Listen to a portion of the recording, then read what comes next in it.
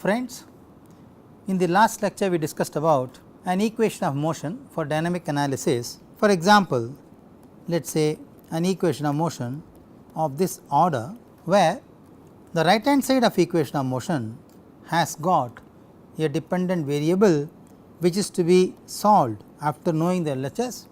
So, there is a very strong interdependency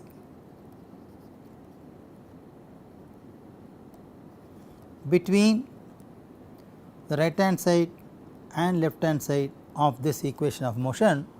So, we have used numerical integration scheme to solve this problem. Now, friends, we already have programs to compute omega and phi, to find the damping matrix C, to find orthogonal vectors phi normal, to compute environmental loads that arise from waves, wind, ice, earthquakes, etc. We already have programs of this in pieces. Okay. Now, we will apply this to a couple of example problems and see how I can derive input matrix mass, input matrix K, and then find C, and then compute omega and phi, and then compute phi n, and for a given f of t find the response.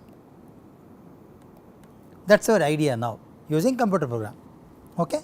So, we will take up an application problem in offshore engineering and try to solve this by different methods.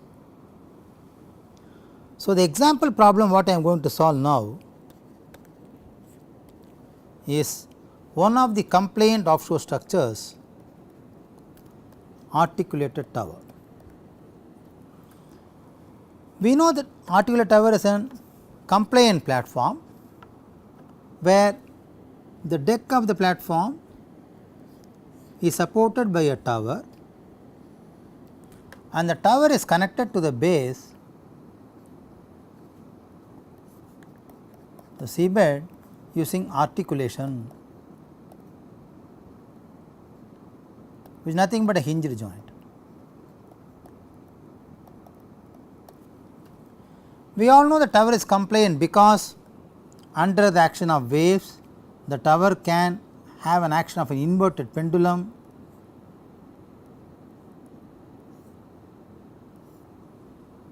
or can have an action of an inverted pendulum this way, and so on. So, now for a given sea surface elevation, you know the degree of freedom what the tower has independent is rotational degree of freedom. So, this tower can be idealized as a single degree freedom system model, dynamic system with rotation at the base as independent degree of freedom. To solve the problem in the equation of motion, we need to know the mass matrix, the C matrix, the K matrix, and f of t, which I am going to do for this specific problem. So, let us draw initial position of the tower,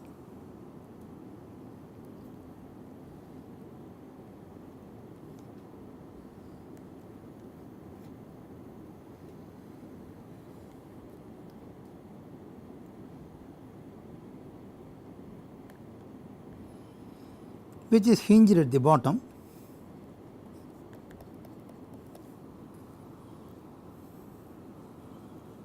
which is subjected to wave direction of this order, which is subjected to wind loading,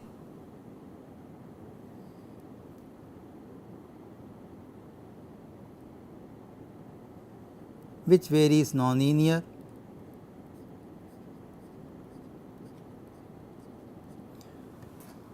This is the wind load, the wave loading, which again varies nonlinear.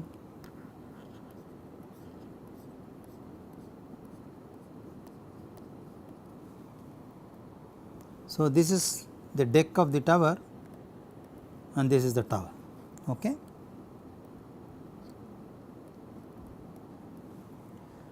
Now, the tower under the given action of lateral loads will be displaced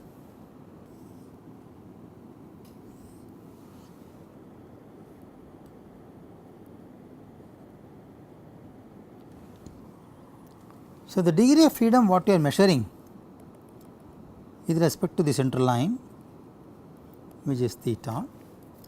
Since I am going to measure the forces or the loads at different intervals, because you know wave load will vary along the depth, wind load will vary along the height. So, if you look at the wind load, it has got variations along x, along y, along t and along z. If you look at the variations of wave load, it will vary along x, along y, along t, along d, that is this variation. So, now to attain the forces at any point of my choice, either on the superstructure or on the substructure, I need to divide this into different number of elements.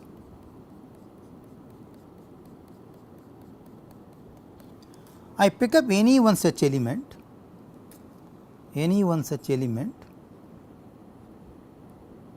locate the CG of the element, I call this as kth element. Okay. Now, this element has a weight which is Wk, and this element is located at a distance Sk from the base. Okay. So, now let I0 be the mass moment of inertia of the tower about the base at theta equals 0, that is undisplaced position. Let K be the rotational stiffness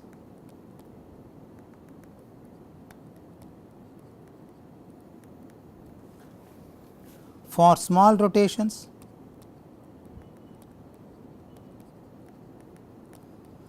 Being an analysis course, we should understand what is rotational stiffness. Rotational stiffness is defined as the moment required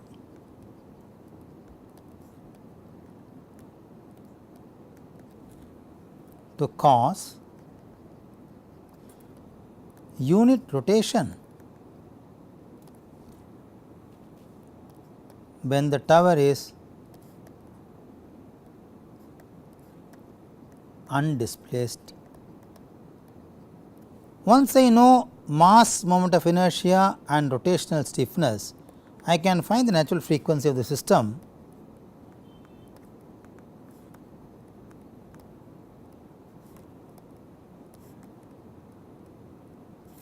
which is going to be square root of k by m, which in my case is going to be square root of k by I naught. Okay. Structural damping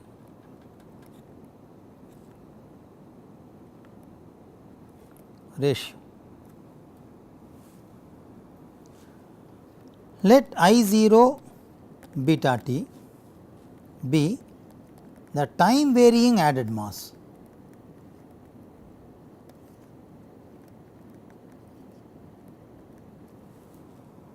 moment of inertia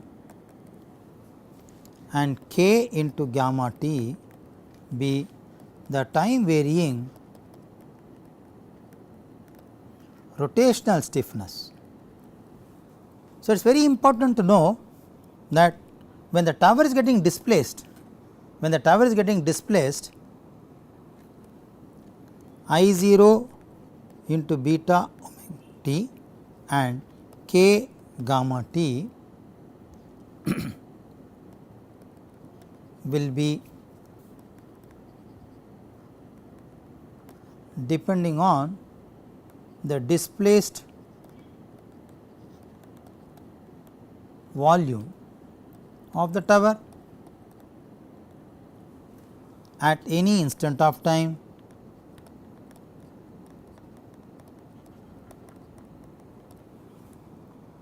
so they should be computed. So, I0 beta t and k gamma t should be computed.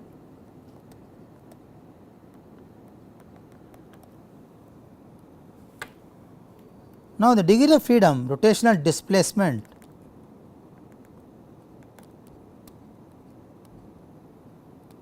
is theta. Therefore, theta dot and theta double dot are angular velocity and acceleration respectively. So, f of t actually is the moment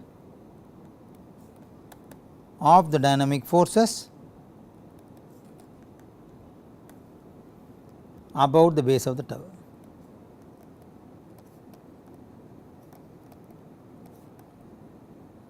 So, it is the moment, it is not the force. Okay.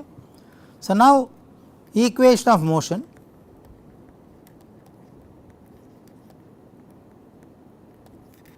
will be given by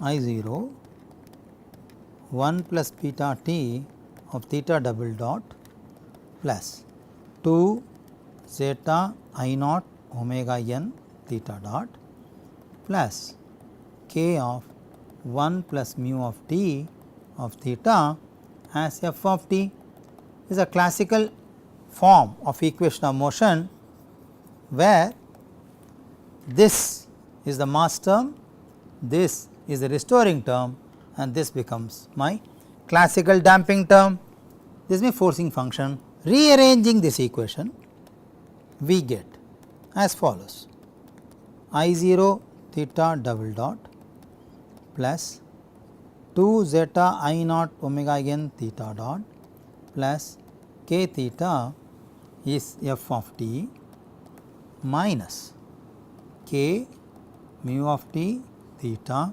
minus I0 beta t theta double dot. Friends, look at the form of equation 2. Since the structure is compliant in nature,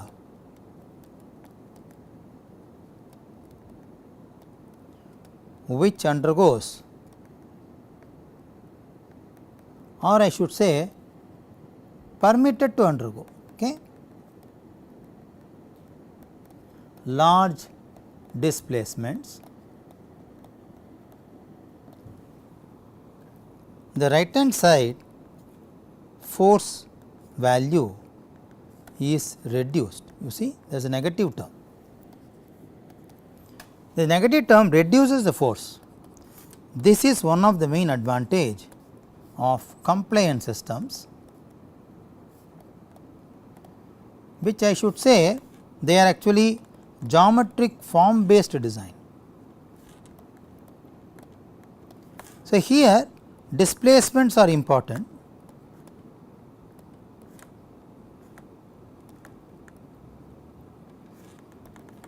not the strength. So, one need to work out the displacement control design behavior, which we spoke about this in the formation of offshore structures as form based designs. Okay. Having said this, if you look at equation 2, the unknowns in this equation are I0, k, gamma t and beta of t. If we know this, then equation of motion is fully known, please understand it is not solved. Equation is only known. So, actually it is related to problem formulation, not the solution. Solution comes later. First let us formulate the problem. Okay? Having said this, let us refer to this figure. So, I call this as figure 1. Let us refer to figure 1.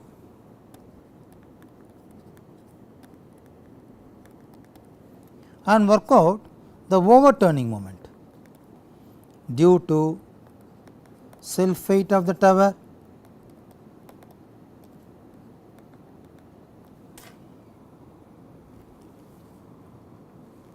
let us compute the moment about the base. So, I should say m overturning is equal to, look at this figure. So, I am talking about w k, and this distance is going to be s k sin theta. So, overturning moment is going to be w k into s k sin theta, which will be in this form. Okay. So, I should say w k into s k sin theta. This is only for the kth element, only for the kth element. Okay. I want to do this for the entire tower. So, I should sum up this from k equals 1 to capital N. I can rewrite this equation as sin theta summation k equals N s k w k, equation 3, where s k is the distance of kth element measured from the base along the axis of the member. W k is weight of the kth element in air, and where n is the total number of segments.